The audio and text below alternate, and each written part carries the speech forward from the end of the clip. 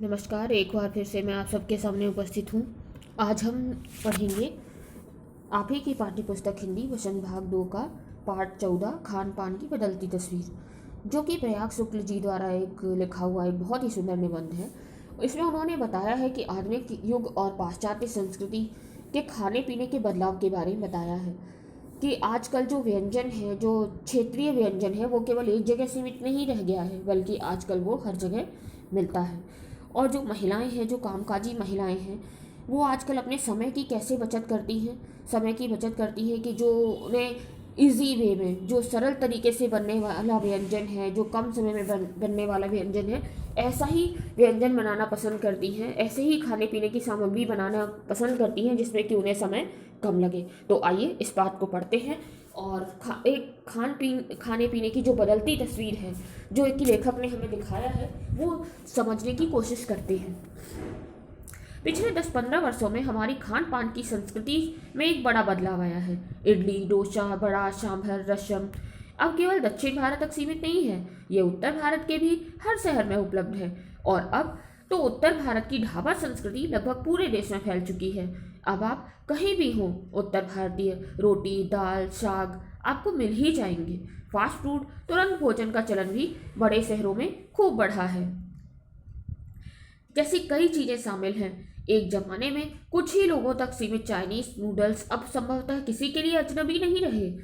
2 minutes noodles के packet बंद रूप से तो कम से कम बच्चे बूढ़े सभी परिचित हो चुके हैं। इस तरह नमकीन के कई स्थानीय प्रकार अभी तक भले मौजूद हों, लेकिन आलू चिप्स के कई विज्ञापित रूप तेजी से घर घर में अपनी जगह बनाते जा रहे हैं। गुजराती ढोकला, गाठिया भी अब देश के कई हिस्सों में स्वाद लेकर खाए जाते हैं। और बंगाली मिठाइयों की केवल रसभरी चर्चा ही नहीं होती, वे कई कई शहरों में पहले की तुलना में अधिक उपलब्ध हैं। यानी स्थानीय व्यंजनों के साथ ही अब अन्य प्रदेशों के व्यंजन पकवान भी प्रायः हर क्षेत्र में मिलते हैं और मध्यम वर्गीय जीवन में भोजन विविधता अपनी जगह बना चुकी है।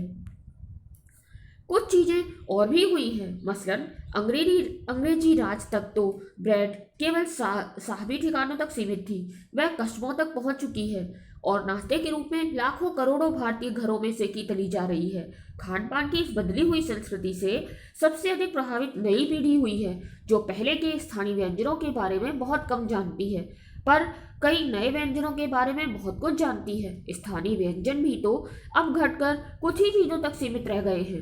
बम्बई की पाव भाजी और दिल्ली के छोले कुलचों की दुनिया पहले की तुलना में बड़ी जरूर है, पर अन्य स्थानीय व्यंजनों की दुनिया में छोटी हुई है। जानकार ये भी बताते हैं कि मथुरा के पेड़ों और आगरा के पेठे नमकीन में अब वह बात कहाँ रही, यानी जो चीजें बची भी हुई हैं उनकी गुणवत्ता में फर्क पड़ा है। फिर मौसम और ऋतुओं के अनुसार फलों, खाद्यान्नों से जो व्यंजन और पकवान बना करते थे, उन्हें बनाने की फुर्सत भी अब कितने लोगों की रह गई है। अब गृहिणियों व कामकाजी महिलाओं के लिए खरबूजे के बीज सुखाना, छीलना और फिर उनसे व्यंजन तैयार करना सचमुच दुस्साध्य है। यानी हम पाते हैं कि एक ओर तो स्थानीय व्यंजनों में कमी आई है, दूसरी ओर विदेशी विदेशी व्यंजन अपनाए जा रहे हैं। और जिन्हें पकाने बनाने में सुविधा हो, जटिल प्रक्रियाओं वाली चीजें तो कभी कभार व्यंजन पुस्तिकाओं के आधार पर तैयार की जाती हैं। अब शहरी जीवन में तो जो भागम भाग है, उसे देखते हुए यह स्थिति स्वाभाविक लगती है। फिर कमर तोड़ महंगाई ने भी लोगों को कई चीजों से धीरे धीरे वंचित किया है यानी रोका है। जिन व्यंजनों में बिना मेवों के स्वाद नहीं आता, उन्हें बनाने के बारे में भला कौन 2-4 बार नहीं सोचेगा। खान पान की जो एक मिश्रित संस्कृति बनी है, इसके अपने सकारात्मक पक्ष भी हैं। गृहिणियों और कामकाजी महिलाओं को अब जल्दी तैयार हो जाने वाले विविध व्यंजनों की विधियां उपलब्ध हैं। नई पीढ़ी को देश विदेश के व्यंजनों को जानने का सुयोग मिला है, भले ही किन्हीं कारणों से और किन्हीं खास रूपों में, क्योंकि यह भी एक सच्चाई है कि ये विविध व्यंजन इन्हें निखलित रूप में उपलब्ध नहीं है। आज़ादी के बाद उद्योग धंधों, नौकरियों, तबादलों का जो एक नया विस्तार हुआ है, उसके कारण भी खान पान की चीज़ें किसी एक प्रदेश से दूसरे प्रदेश में पहुंची हैं। बड़े शहरों के मध्यम वर्गीय स्कूलों में जब दोपहर के टिफिन के वक्त बच्चों के टिफिन डिब्बे खुलते हैं, तो उनसे विभिन्न प्रदेशों के व्यंजनों की एक खुशबू उठती है। हम खान पान से भी एक दूसरे को जानते हैं। एक दृष्टि से देखें तो खान पान की नई संस्कृति में हमें राष्ट्रीय एकता के लिए नए बीज भी मिल सकते हैं। बीज भली भांति तभी अंकुरित होंगे जब हम खान पान से जुड़ी हुई दूसरी चीज़ों की ओर भी ध्यान देंगे। मसलन हम उस बोली बानी, भाषा, भूषा आदि को किसी न किसी रूप में ज़्यादा जानेंगे जो किसी खान पान विषय से जुड़ी हुई है। इसी के साथ ध्यान देने की बात यह भी है कि स्थानीय व्यंजनों का पुनरुद्धार भी जरूरी है, जिन्हें हम एथनिक कहकर पुकारने का चलन बढ़ा है। ऐसे स्थानीय व्यंजन केवल 5 सितारा होटलों के प्रचारार्थ नहीं छोड़ दिए जाने चाहिए। 5 सितारा होटलों में वे कभी कभार मिलते रहे हैं, पर घरों बाजारों में भी गायब हो जाए तो यह एक दुर्भाग्य ही होगा। अच्छी तरह बनाई गई पूड़ियाँ, कचौड़ियाँ, जलेबियाँ भी अब बाजारों से गायब हो रही हैं। मौसमी सब्जियों से भरे हुए समोसे भी अब कहाँ मिलते हैं। उत्तर भारत में उपलब्ध व्यंजनों की भी दुर्गति हो रही है।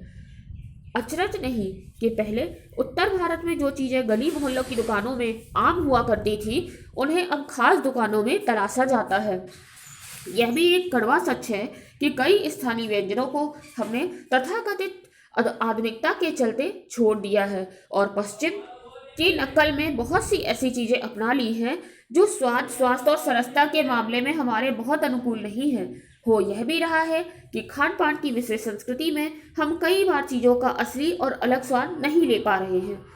अक्सर प्रीति भोजों और पार्टियों में एक साथ ढेरों चीज़ें रख दी जाती हैं और उनका स्वाद गड्ढम होता रहता है। खान पान की मिश्रित या विविध संस्कृति हमें कुछ चीज़ें चुनने का अवसर देती है।